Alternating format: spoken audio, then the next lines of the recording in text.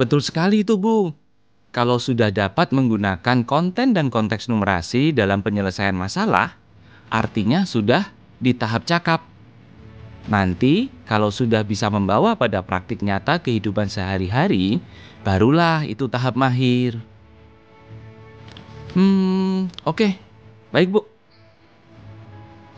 Saya baru saja berbicara dengan seorang rekan saya tentang kompetensi numerasi pendidik di tahap cakap dan mahir, terutama pada aspek yang mencakup sifat numerasi dan perannya dalam kehidupan sehari-hari, dan pengetahuan numerasi yang dalam hal ini yaitu proses, konten, dan konteks.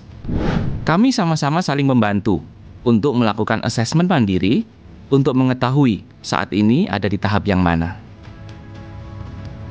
Sebelum kita lanjutkan, pastikan Ibu dan Bapak Guru sudah melakukan asesmen mandiri juga dan berada pada video yang tepat ya. Mari mengingat kembali. Apa sih indikator kompetensi numerasi untuk tahap cakap dan mahir di aspek ini? Sebetulnya, baik pada tahap cakap maupun mahir, guru sudah mampu mendeskripsikan numerasi sebagai kemampuan bernalar untuk memformulasikan, menggunakan, dan menginterpretasikan matematika guna menyelesaikan permasalahan di dunia nyata. Nah, perbedaannya, pada tahap cakap adalah guru mampu menggunakan konteks dan konten yang diperlukan dalam menyelesaikan suatu permasalahan numerasi. Sedangkan pada tahap mahir, guru mampu merancang permasalahan numerasi dan mempraktikkan sesuai dengan konten, konteks, dan proses numerasi.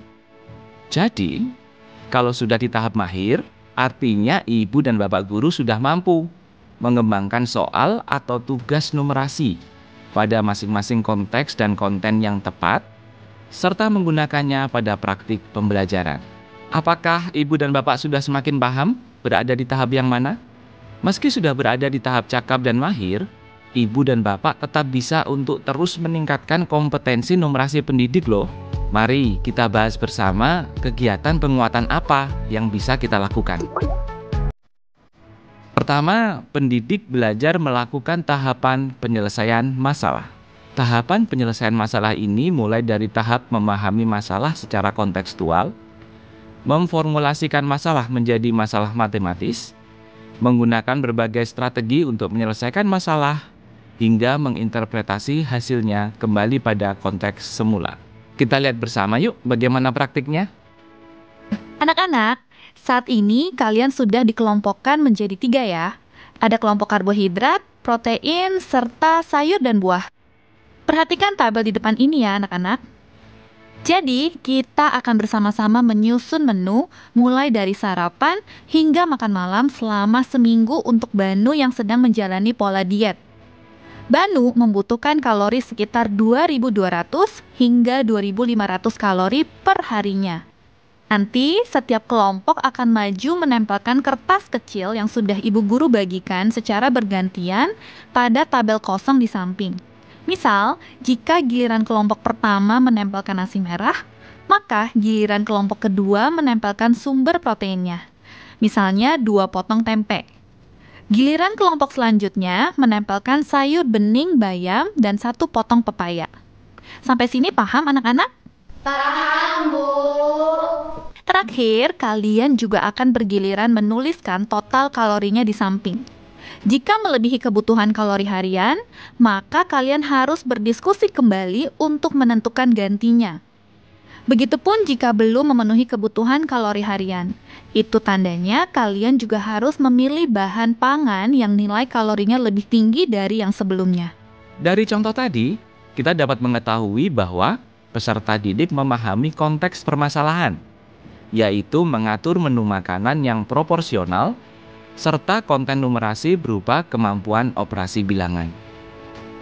Ibu dan Bapak Guru juga dapat menggunakan permasalahan dalam kehidupan nyata lainnya, semisal menghitung tagihan listrik, atau mengangkat permasalahan berdasar pengalaman murid, semisal menghitung anggaran uang jajan yang diberikan oleh orang tua. Kedua, pendidik belajar bagaimana menyajikan proses penyelesaian numerasi di dalam kelas sesuai mata pelajaran dan jenjang yang diampu. Seperti yang kita ketahui bersama, numerasi tidaklah sama dengan matematika. Pengetahuan matematika saja tidak membuat seseorang memiliki kemampuan numerasi. Numerasi mencakup keterampilan mengaplikasikan konsep dan kaidah matematika dalam situasi sehari-hari. Oleh karenanya, seluruh mata pelajaran pasti terhubung dengan numerasi di dalamnya pada tema-tema tertentu. Mari kita lihat contohnya berikut ini. Selamat pagi anak-anak, sudah semangat berolahraga hari ini?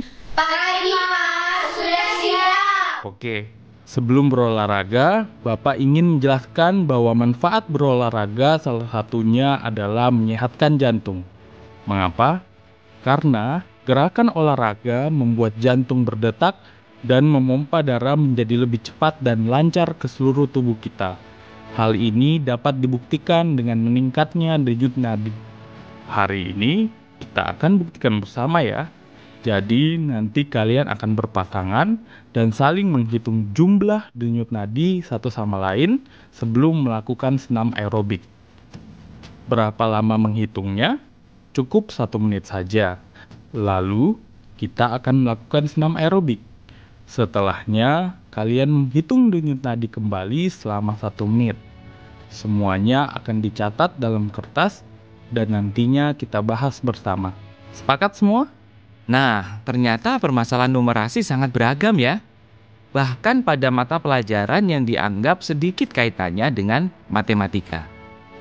Misal, ketika mengajarkan seni budaya pada kelas rendah, ibu dan bapak juga dapat meminta peserta didik untuk meronce, lalu menentukan pola bentuk geometri dalam kegiatan meronce. Menarik bukan? Ketiga, pendidik merancang berbagai soal berdasarkan konsep, konten, dan konteks numerasi yang beragam sesuai dengan jenjangnya. Secara umum, pengembangan soal numerasi dapat dilakukan dengan menggunakan 2 strategi, yaitu 1. Membuat soal baru dengan menemukan konteks berdasarkan pengalaman pribadi, pengamatan, dan data atau informasi saintifik. 2. Mengembangkan soal dengan memodifikasi soal yang ada, bisa jenis soalnya, konteksnya, maupun konten matematikanya. Mari simak bersama contohnya berikut ini.